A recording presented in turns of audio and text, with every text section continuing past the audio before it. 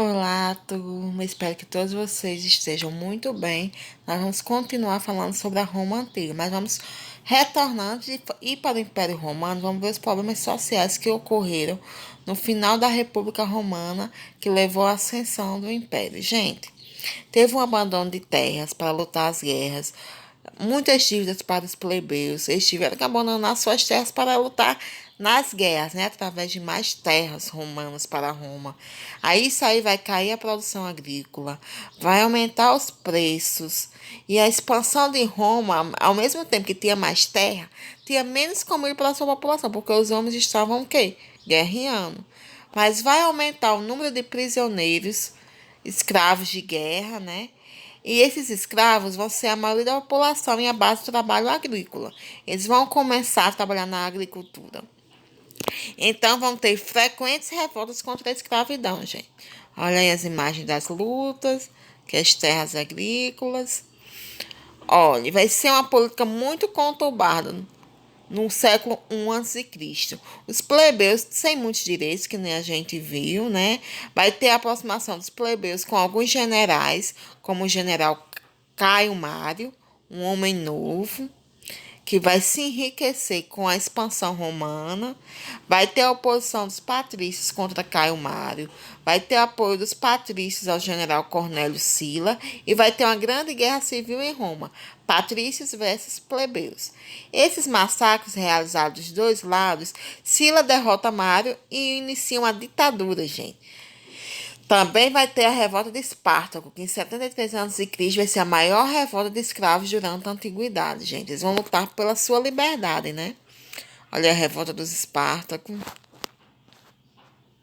Espartaco era um ex-escravo que tinha sido um gladiador.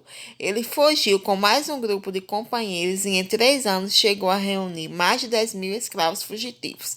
Espartaco foi capturado e morto em 71 a.C. e muitos de seus companheiros foram crucificados. Olha, aí vamos ter o primeiro triunvirato, gente. Os patrícios vão perceber que as revoltas intermináveis ameaçavam a administração do território romano. E os romanos vão apoiar generais que prometem estabilizar a política, vão formar uma aliança de generais entre si, cada um com a região para administrar. O primeiro triunvirato, que vai de 60 a 44 a.C., foi composto por Júlio César, Caio Pompeu e Marcos Crasso.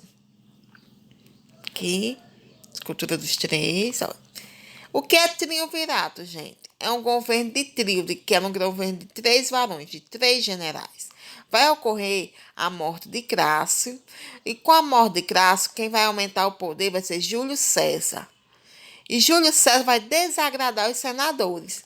E vai conspiração de Pompeu e Patrício contra Júlio César. Que Pompeu vê que Júlio César está crescendo muito e não gosta disso.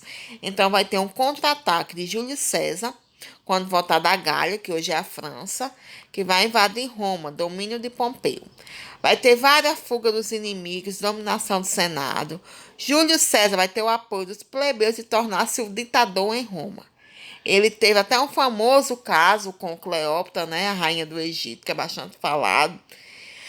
Só que Júlio César vai ser assassinado com vários golpes de punhal pelos senadores em plena praça pública. Que nem disse que até que foi Brutus que assinou. Ele diz assim, até tu, Brutus, está contra ele, né? Ele vai ser assassinado com um punhal. A escultura deles. E então vai se formar com a morte de Júlio César o segundo triunvirato, que vai de 44 a.C. a 30 a.C., que vai ser formado por Marco Antônio, Otávio e Lépido, os dois primeiros aliados de Júlio César. Gente, só que vão tirar depois Lépido e vai ficar só Marco Antônio e Otávio. Aí vai ter uma briga entre eles. Marco Antônio vai para o Egito e vai se tornar amante da Cleópatra de Júlio César. Ele vai se tornar amante dela também. E Otávio vai o acusar de ajudar o Egito. Então Otávio vai declarar guerra a Marco Antônio e vai derrotá-lo. E ele vai ser, segundo a história, vai se suicidar juntamente com Cleópatra. E Otávio vai se tornar absoluto de todos os domínios romanos, com o apoio do Senado. Olha aí.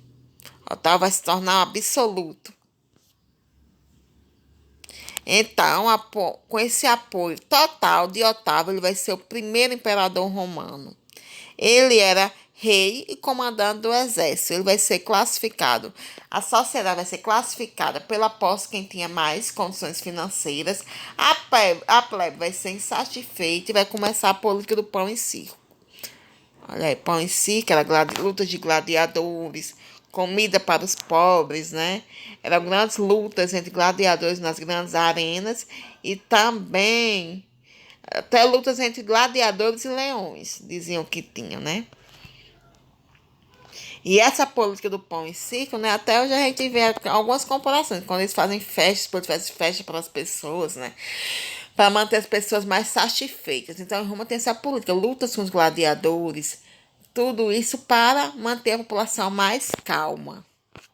Olha aí, vamos ter, após a morte de Otávio, gente, Augusto, muitos generais vão tornar-se imperadores. Porém, apesar do regime ser monárquico, poucos foram os imperadores que conseguiram passar o trono para seus filhos, sendo a maioria deles morrido de forma violenta. E isso vai ser até 235 depois de Cristo, né? Vamos ter a dinastia Júlio-Claudiana, que vai ter Tibério, vai ter Calígula e Nero, que vai incendiar, segundo alguns historiadores, a cidade de Roma, né? Tibério vai ser imperador na época da crucificação de Cristo. Calígula vai ser famoso pelos seus atos de loucura. Aqui, crucificação de Cristo. Nero. Depois vai ter os Flávios, né? Com várias coisas aqui que vocês vão ler aí nos slides. Olha, gente, aqui onde tem aquelas grandes lutas com os gladiadores, com Eliseu, olha. Até hoje um grande marco de Roma, né? As destruições. A dinastia dos Antoninos também vai ter 6 imperadores. Trajano foi o mais conhecido, operando de grande prosperidade, maior expansão territorial do império, bons administradores e perseguições religiosas. Olha aqui, leão para lutar com o gladiador. Também vai ter a dinastia de Severos, vai ser o período de crise do terceiro século, formado por 7 imperadores. Destaque para Alexandre Severo. Senadores que buscavam o apoio do exército. E aí nós vamos ter o Baixo Império, gente. Que vai ter Diocleciano como primeiro imperador. Vai ter uma crise, gente, no império. Vai se criar tetrarquia, que 4 generais vão comandar 4 regiões. Constantino vai reunificar essas regiões. Vai ser apoiado pelos cristãos para acabar com as perseguições religiosas.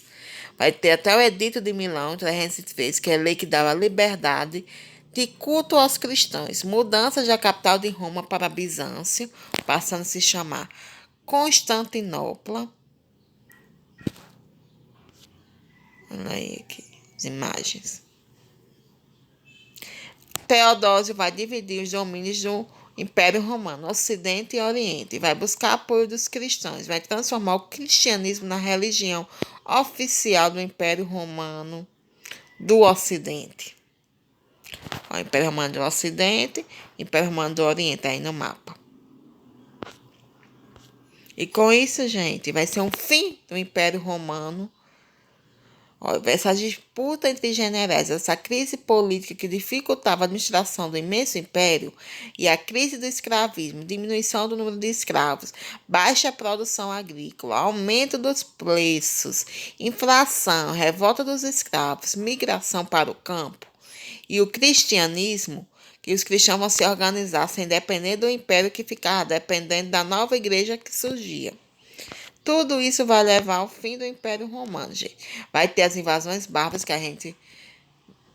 dos anglos, visigodos, ostrogodos, anglo-saxões, eslavos, vândalos e muito mais, que viviam na fronteira do Império Romano. Vai ter a migração dos hunos, chefiados por Átila, que forçou a entrada dos bárbaros no Império, e os romanos eram incapazes de impedir a invasão. Bárbaros se apropriavam das terras dos romanos. E em 476, Roma foi conquistada por Odoacro, chefe dos Erulos, e era o fim do Império Romano. Ok? Que são imagens, né? Dos povos que invadiram Roma, chamados de bárbaros. mapas. E agora vamos falar um pouco sobre essa cultura romana, gente, tão importante, que deixou várias heranças até os dias atuais na cultura do nosso povo mundial, né? Olha, gente, o princípio jurídico foi a principal herança de Roma. Olha, muitas leis que existem atualmente no Brasil são do Império Romano. A arte de governar, as estratégias militares, o melhor exército do mundo veio de Roma. E nos ditados populares que usamos em nosso dia a dia, a herança romana está presente. Olha, gosto não se escute. Em terra de cego, quem tem um olho é rei. Quem tem boca vai a Roma. Todos os caminhos levam a Roma. Olha aqui o direito romano. Palavras, olha, estátuas. Aqui imagens da cultura romana. Eu agradeço a vocês. Espero que todos estejam bem. Até a próxima aula.